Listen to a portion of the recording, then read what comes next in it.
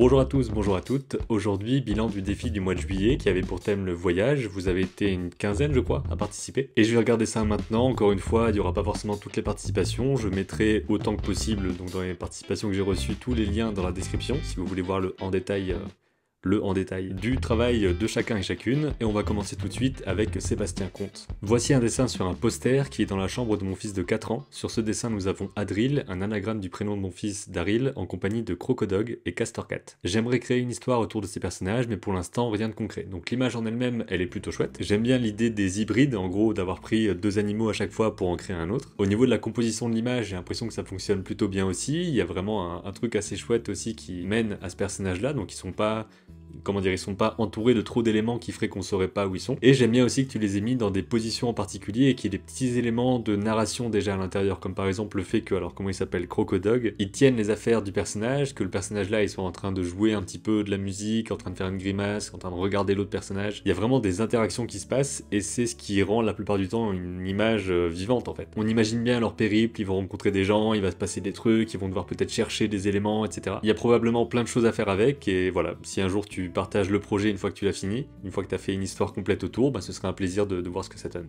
Ensuite, on a Antoine sur YouTube qui partage cette vidéo-là, donc un timelapse du résultat d'une de ses modélisations 3D sur le thème du voyage. C'est réalisé sur Blender ici, on voit encore une fois plein de petites astuces, plein de petites façons de faire par rapport à ça, comme par exemple ici la déformation des éléments pour faire les jambes du personnage. Évidemment ça dure 14 minutes ici, donc on va regarder un petit peu ce que ça donne vers la fin. Il y a eu de la simulation de végétation ici, donc c'est en gros des particules qu'on va définir avec des paramètres, combien est-ce qu'il y en a, comment est-ce qu'elles sont en termes aussi de hasard, donc de leur forme. Et ensuite c'est généré, composité, paramétré pour avoir une herbe réaliste. En 3D il y a quand même pas mal de choses qui sont possibles pour avoir des rendus assez complexes, avec finalement pas grand chose entre guillemets. Donc là tu lui crées une sorte de boîte autour de lui pour avoir cet effet derrière avec l'ombre, donc avoir un peu comme quand on fait des photos de mode par exemple ou des photos de produits. Là ça vibre un peu, je sais pas si c'est ta caméra qui a un mouvement qui est pas tout à fait net, tout à fait lisse plutôt, mais le personnage fonctionne plutôt bien, un peu statique, je pense qu'il y a des choses à voir peut-être pour qu'il soit un peu plus vivant, un peu plus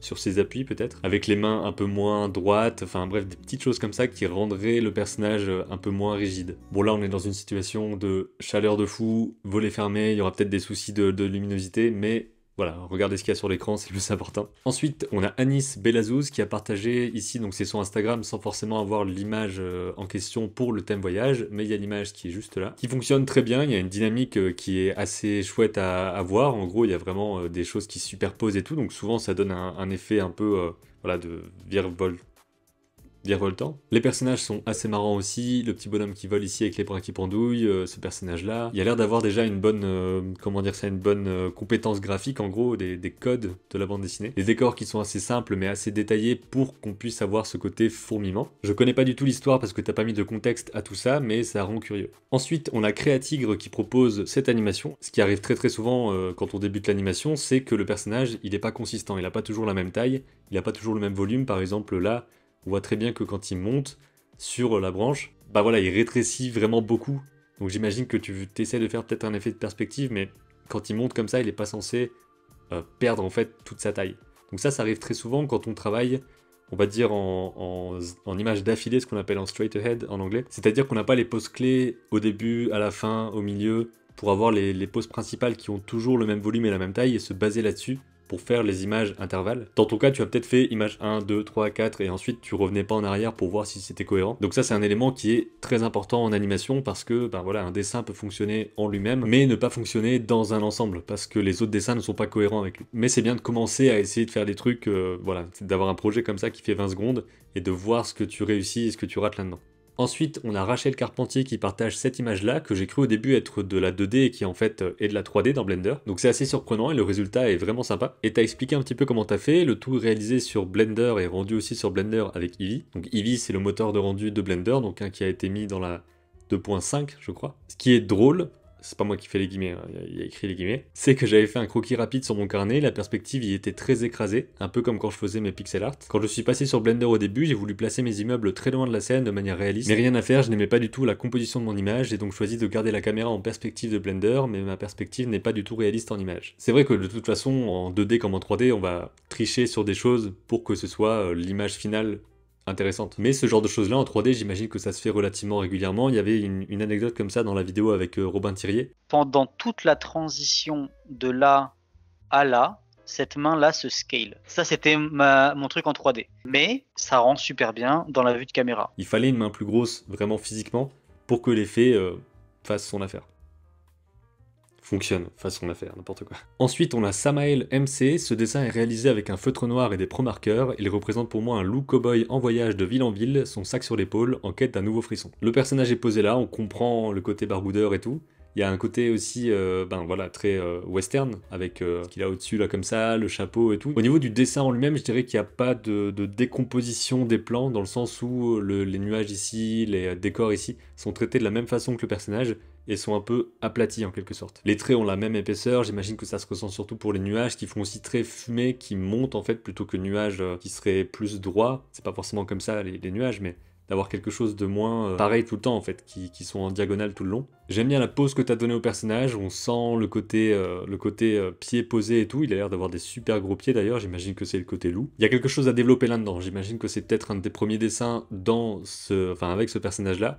Voilà, essaye de le mettre sous d'autres poses, essaye de voir comment il réagit, quelle est sa personnalité, pour pouvoir ensuite le décliner en fait et le mettre dans n'importe quelle situation. Ensuite, on a le travail de Egonovem sur Instagram, qui participe aussi régulièrement au défi et qui a donné l'idée du défi du mois d'août, qui est en cours là. J'ai réalisé cette illustration comme un test pour une possible future bande dessinée. 2 acolytes en mission sur une planète inconnue qui se font attaquer à leur arrivée par un animal gros comme un bœuf, et là, c'est le drame. Ok, donc on a quelques petits éléments ici, donc des éléments de zoom pour voir un petit peu tout ça en détail. Il y a une simplification encore plus forte que dans tes images de d'habitude, j'ai l'impression. Et cette fois encore, je vous invite à aller voir le Instagram global de Egonovem. Ensuite, on a Maxime Vidal, Maxime Studio sur Instagram. Donc on a le côté, travelling et tout. Donc vu que c'est fait dans Blender, il y a une partie 3D qui est assez chouette en fait, d'avoir des mouvements de caméra comme ça qui sont bien plus faciles à faire en 3D. La vidéo est animée sur Blender grâce à l'outil Grease Pencil pour l'animation 2D. Le fond est dessiné sur Photoshop en 2 plans que j'ai ajouté dans l'espace 3D, voilà, pour faire cette parallaxe quelque part, la caméra multiplan. Donc en gros que les éléments plus loin bougent différemment que les éléments plus près pour donner un effet de profondeur. Donc là on voit que tu animes ta caméra et qu'ensuite derrière tu vas placer ton décor. Et c'est vraiment cool de pouvoir avoir des techniques hybrides comme ça entre la 2D et la 3D pour avoir des choses toujours plus créatives, complètes à faire. Ensuite, on a Léo Malater qui dit « Voici ma première participation à l'un de tes défis », donc c'est cool, bienvenue. Assieds-toi, prends un café, y a pas de problème. J'ai fait 2 illustrations ce mois-ci représentant 2 personnages se reposant au soleil. Le but était de créer une ambiance paisible. J'espère qu'elles te plairont, donc ouais,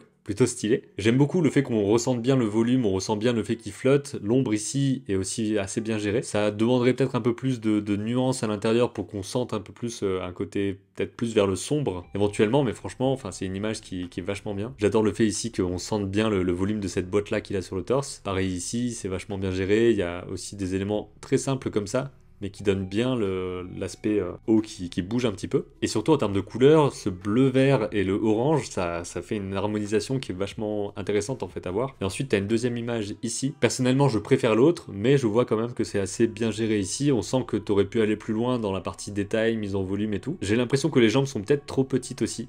Là, on sent vraiment le volume de l'objet, je trouve. Même si on sent pas qu'il est ancré dans le sable, il aurait pu avoir peut-être un petit surplus ici, les petits crabes. Gros travail là-dessus, le parasol aussi vachement bien géré. Je savais pas que j'allais dire cette phrase-là un jour, mais voilà. Beau travail sur ces 2 images-là, surtout celle-là, encore une fois, ma préférée. Et enfin, on a Malo Guillot sur Instagram qui explique que, il est en train de faire une bande dessinée qui s'appelle La Dernière Track, sur laquelle il travaille depuis un bon bout de temps. Donc clairement, ça a l'air d'être crayon de couleur sur papier. Forcément, on sent que niveau contraste et tout, c'est difficile à gérer comme ça sur papier sans la partie dessin sur ordinateur. Mais j'ai l'impression que tu t'es quand même donné du mal pour la partie mise en scène, de vraiment avoir différents types de plans, d'avoir des plans plus larges, des plans plus serrés. Ici, c'est assez chouette de décomposer en une seule case le décor avec les différentes saisons, ça marche bien. C'est intéressant que cette ligne-là, je sais pas à quel point c'est intentionnel, mais nous mène comme ça vers cette case ici, et qu'ensuite, on soit amené là-bas, plutôt que là, peut-être, ouais. Bon, par contre, j'ai un problème avec le texte qui est mis par-dessus comme ça, la police, ça va, il n'y a pas vraiment de problème, je pense, à utiliser cette police-là, mais c'est juste que, on voit pas ce qui se passe, en fait. Donc il faudrait, comme ici, par exemple, le mettre toujours devant quelque chose de blanc, ou alors le mettre à des endroits où on n'a pas de choses qui nous cachent la vue sur le texte. Pour personnage qui n'est pas toujours consistant, j'imagine que c'est aussi peut-être ta première BD, donc c'est toujours intéressant d'avoir comme ça des des choses assez ambitieuses en fait au début, histoire de voir comment on s'en sort. Je t'encourage évidemment à continuer à développer tout ça parce qu'il y a des choses à faire. Et bravo pour avoir vraiment pris, voilà, de prendre le temps de faire tout ça et de t'entraîner quoi.